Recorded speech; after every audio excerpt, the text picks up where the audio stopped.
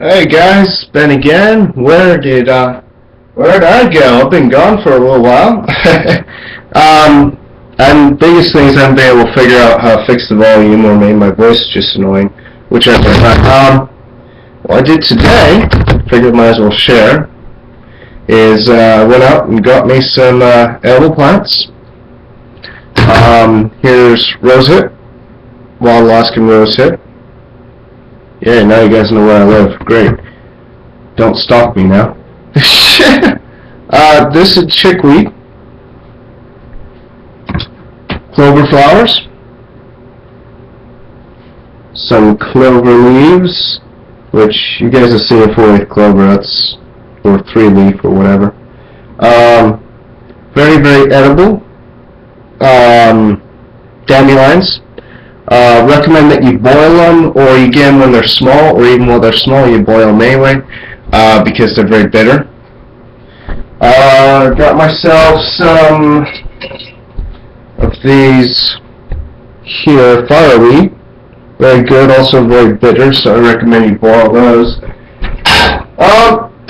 So for those of you, which are probably most of you that don't live in Alaska, here's my recommendation about things is look up, especially since it's summer, some of you guys might be a little bit late, but I recommend that you guys investigate your plants in your local area, and then you start you go pick them, you go eat them, because they're probably some of the healthiest things about it. And it takes probably about as much time as running to the supermarket and going out and picking out what you want to do. So you pick out all the plants that you want, and then you set them up, do whatever you recommend. Now, huge thing that you guys should do. You should never go out and just pick random plants and eat them. That is asking for a disaster and indigestion and death and kidney failure and all kinds of different stuff. So don't do it. Look up what the plants are, which ones are healthy for you to eat. I'm sorry, not the camera. Yes, like my face is really that beautiful. Not really. But yeah, you look them up, and then you pick your plants, and then you go out, and you do whatever you want to do. Like for me, dandelion, huge one. Get them while they're small, but if you get them while they're small and you boil them down, they aren't even bad. Or even just eating them raw when they're really, really small, they aren't super bad, but I recommend you put on some kind of dressing, because it gets kind of bitter, it builds up in your mouth. The thing that makes them most bitter is actually the sap. Other than that, to be honest, every part of a dandelion is edible.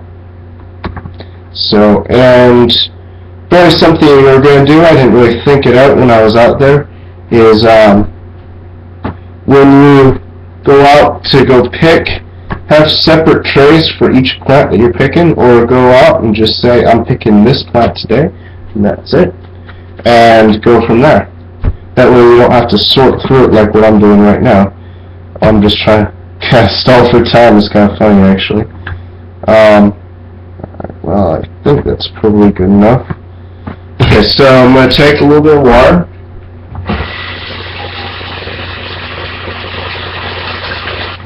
Going to get these plants in here. Turn it onto my handy dandy stove. Gonna light them up and let them boil for a bit.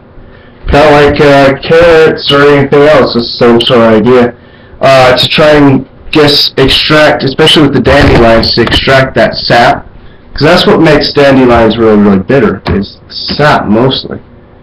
You know, you ever get a whole mouthful of dandelion sap?